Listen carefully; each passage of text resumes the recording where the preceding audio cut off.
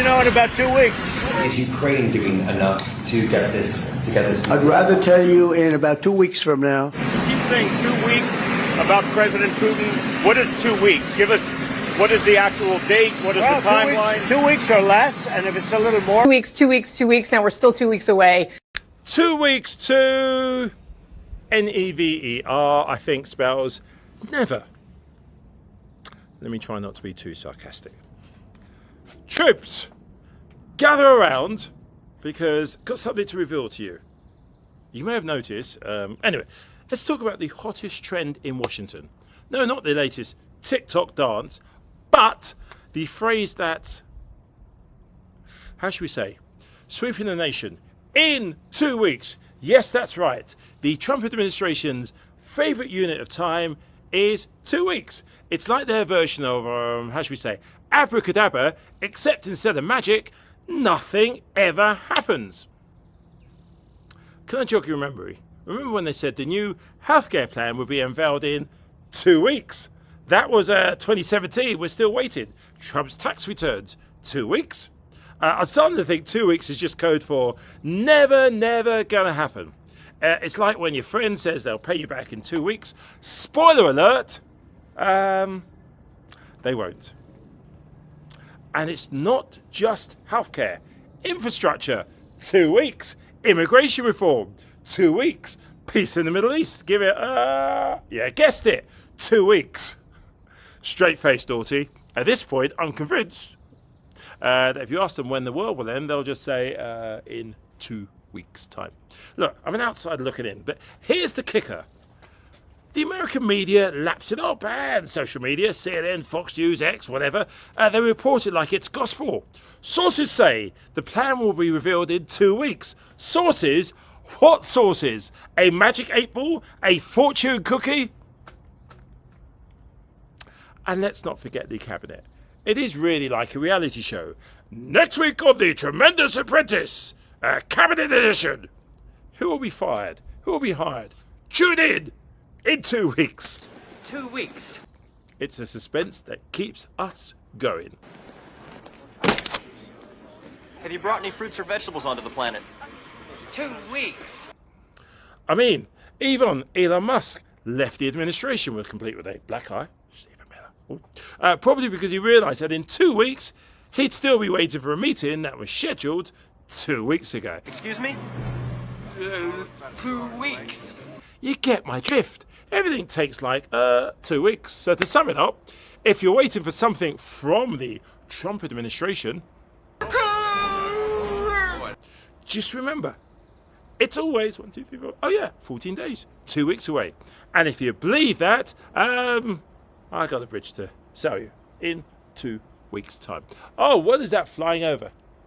You don't see it? It's taken 2 weeks to come.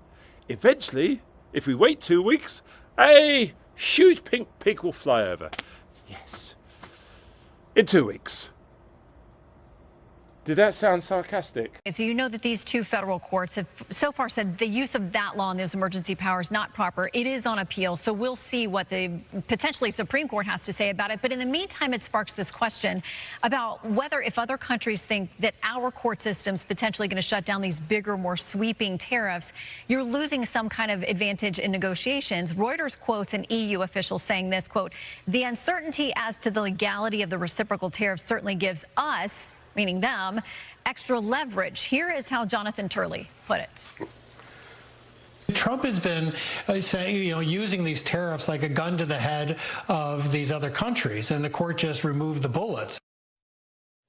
So have you lost leverage, and where are we on the talks with the EU? All right, so the president said he was going to put a 50% tariff on the EU. And as I said, not only does he have this authority under IEPA, but he has many, many other authorities. The European Union sent in after this their first offer. So they are at the table. They are negotiating. You can't listen to silly people making silly comments. All of the countries that are negotiating with us understand the power of Donald Trump and his ability to protect the American worker. And so what they're doing is they're negotiating with us. I think it cost us a week, maybe cost us a week, but then everybody came right back to the table. Everybody's talking to us. You're going to see over the next couple of weeks really first-class deals for the American worker, opening their markets and setting on tariffs to make sure that we are treated fairly around the world. You trust President Putin? You know, in about 2 weeks. Is Ukraine doing enough to get this? I'd rather tell you in about 2 weeks from now. You keep saying 2 weeks about President Putin. What is 2 weeks? Give us, what is the actual date? What is the timeline? 2 weeks or less, and if it's a little more at the time, I say, but, you know, they're losing a lot of people. You see those little dates up at the top, April 27th, May 19th. Today is May 28th. So 2 weeks, 2 weeks, 2 weeks. Now we're still 2 weeks away. Keep saying 2 weeks about President Putin. What is 2 weeks? Give us, what is the actual date? What is the timeline? 2 weeks or less, and if it's a little more at the time, I say, but, you know, they're losing a lot of people. We have... On Russia, Mr. President,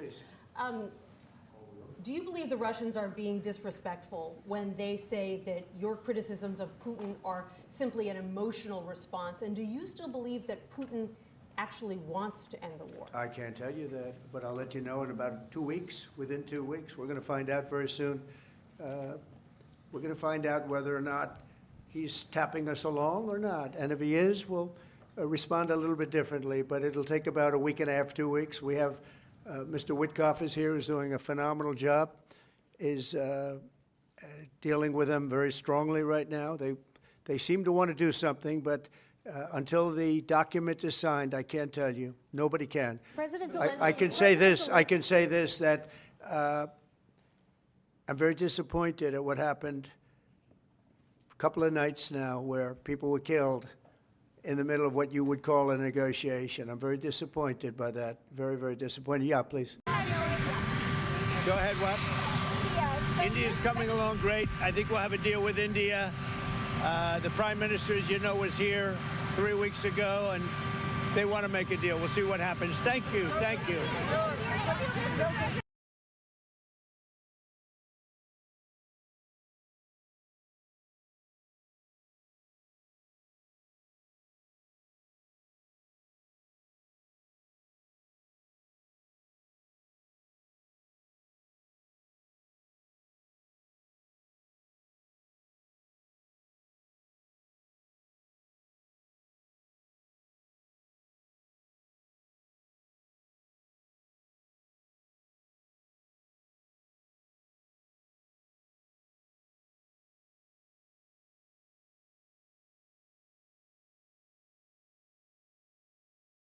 But the interview didn't get off to a smooth start. I noticed that all of your businesses involve a lot of components, a lot of parts. Do the tariffs and the trade wars affect any of this? You know, tariffs always affect things a little bit. Wondering what your thought is on the ban on foreign students, the proposal. I mean, you were one of those kids, right? Yeah, I mean, I think we want to stick to, you know, the subject of the day, which is like spaceships, as opposed to, you know, presidential policy. Oh, okay. Yeah. I was told anything's good, but... No, well, no. But we don't have the presidency right now, so that's always going to be challenging a few months after a presidential election. But we have to continue to make the case, one, that Democrats, of course, are the party that is determined to make life more affordable for everyday Americans, for hardworking American taxpayers, that we believe that we need to lower the high cost of living, which for decades has been going up while the size of the middle class has been going down. So understandably, there's real frustration amongst the American people. They should be frustrated. But they're frustrated with you as well, with Democrats as well. Of course, they're frustrated with the system. But what is interesting, Dana, I think you're aware of this, every single public poll that has come out since the Trump presidency has had congressional Democrats winning the generic ballot against congressional Republicans. And in fact, we know this is not simply speculative. In every single high-profile special election, Iowa in January, New York in February, Pennsylvania in March, the Wisconsin State Supreme Court race in April, and most recently, in Omaha, the mayor's race in May, Democrats have won. So the American people are actually being very clear and decisive in saying who they trust more to govern. Not to right now. You just said don't trust the CDC. We're saying it's going to be between a doctor and a patient until that committee meets or more experts weigh in or we get some clinical data. If there's zero clinical data, you're opining. I mean, it's a theory. And so we don't want to put out an absolute recommendation for kids with no clinical data. So you made this pronouncement as well on pregnant women. There is data.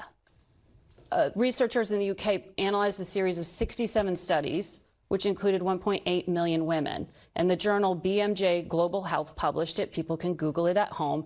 And it says the COVID vaccine in pregnant women is highly effective in reducing the odds of maternal SARS-CoV-2 infection, hospital admission, and improves pregnancy outcomes with no serious safety concerns.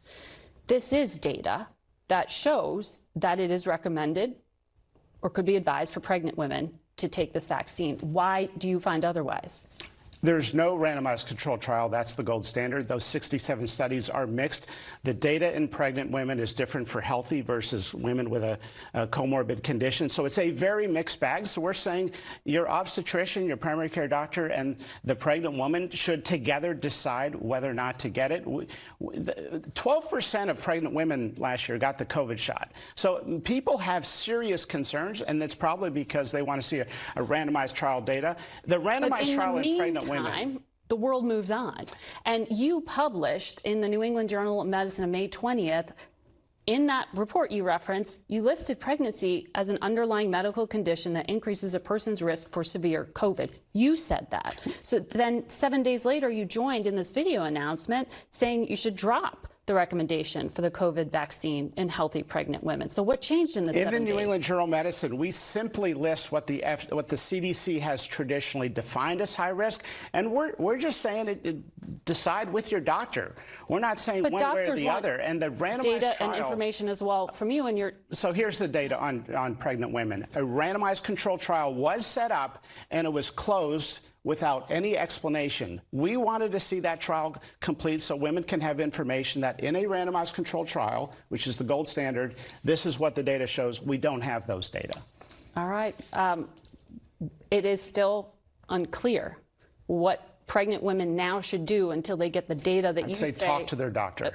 When do they get the data you're promising? All these controlled studies. In the absence of data, they should talk to their doctor, and their doctor will use their best wisdom and judgment. FDA Commissioner, thank you for trying to help clear this up. Up next, the potential impact. The other reason why we're seeing some pushback is because of the Medicaid cuts that were passed by the House and that are going to go into the Senate. There was a town hall, which I'm sure you saw. Iowa Senator Joni Ernst was asked, it was pretty raucous, about the Medicaid cuts, and she responded by saying, people were saying that people are going to die, and she said, we're all going to die. But the question that she was getting were from constituents were concerns about Medicaid, food stamps, and other government support programs leading to people dying in premature deaths. What do you say to those concerns? I think they're totally ridiculous. This is astroturf. People that you this refer bill to will are preserve and engaging in protect fraud. the programs, the social safety net, but it will make it much more There is a common tremendous sense. amount of fraud. One in out of Medicaid. every It's $5 or undisputed. $6 Tens in of Medicaid billions is of improper. dollars every year We are have lost in illegal fraud to immigrants on the Medicaid. program. So there's another category of people, We have 1.2 able-bodied working million, adults that are that totally don't have a work ineligible to be requirement on the that they would program. have in We also TANF have or even evidence of SNAP. people who are listed And and those are enrolled in something that's multiple very programs important in to multiple institute. That's states what this bill does. simultaneously, and they are No one will cheating the lose system. I'm going to coverage say this as a very result clearly. of this bill. Our legislation not what Josh preserves Hawley, who is not Medicare, exactly a strengthens Medicaid for liberal the people who Democrat, actually said. need He it said and it's deserve wrong it. to And cut we're going to get healthcare rid of the for the fraud, waste, working and poor, abuse, and and that that's is a what long we're time talking overdue. about here. And some of what you are. Well, we Do continue you to work have with three people other in the Senate Republicans who will as stand to with you to working block through this the bill? specifics of the bill, what it does and what I it think doesn't there do. are four of us at this We'll point, continue to and do I that. would be very and I think at surprised the end of the if day, the the bill Senate at will have least a is not resounding vote modified in in a favor good of a direction. substantially Look, I want to similar vote for it. bill. I'm for the tax cuts. I voted for the tax cuts before. I want the tax cuts to be permanent. But at the same time, I don't want to raise the debt ceiling $5 trillion. So I've told him if you take the debt ceiling off the bill, in all likelihood, I can vote for what the agreement is on the rest of the bill, and it doesn't have to be perfect to my liking, but I can't be. If I vote for the $5 trillion debt, who's left in Washington that cares about the debt? We will have lost. But the GOP will own the debt once they vote for this. But the president has taken note of some of your skepticism, and he did tweet yesterday saying that if you, Rand Paul, vote against his massive border and tax bill, the people of Kentucky will never forgive you. Do you consider that a threat? And do you know if you have 3 other Republicans who will join you to block it from passage? I had a very good conversation with the president this week about tariffs. He did most of the talking, and we don't agree exactly on the outcome. But when I come home to Kentucky, I talk to the Farm Bureau, which is opposed to the tariffs.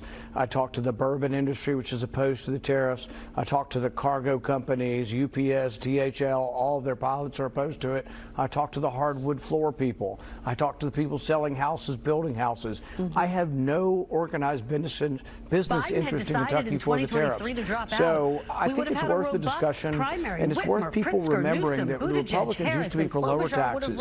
Tariffs are a tax. So if you raise taxes on the private sector, that's not good for the private sector. Well, I just heard the Treasury Secretary say a number of things, dismiss the potential price increases that could come from the tariffs when it comes to retailers. He also played down the cost of this tax and border bill that just passed through the House. Do you agree with his math? Well, the math doesn't really add up. One of the things this big and beautiful bill is it's a vehicle for increasing spending for the military and for the border. It's about $320 billion in new spending. To put that in perspective, that's more than all the DOGE cuts that we found so far. So the increase in spending put into this bill exceeds the DOGE cuts. When you look just at the border wall, they have $46.5 billion for the border wall. Well, the current estimate from the CBP is $6.5 million per mile. So if you did 1,000 miles, that's $6.5 billion. But they have $46 billion. So they've inflated the cost of the wall 8-fold. So there's a lot of new spending that has to be counteracted. But essentially, this is a bill by the military-industrial complex advocates who are padding the military budget. There's going to be a lot of extra money. Look, the president has essentially stopped the border flow without new money and without any new legislation. So I think they're asking for too much money.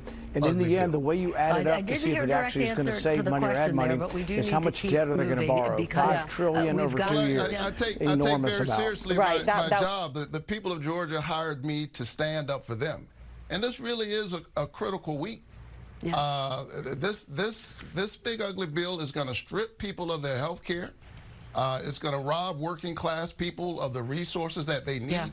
They're literally trying to take health care from children. Here's a proposal. How about allow the tax cuts to expire for people making over $500,000 a year? If they did that, they wouldn't have to have these draconian SNAP cuts and cuts on health care. All right, let's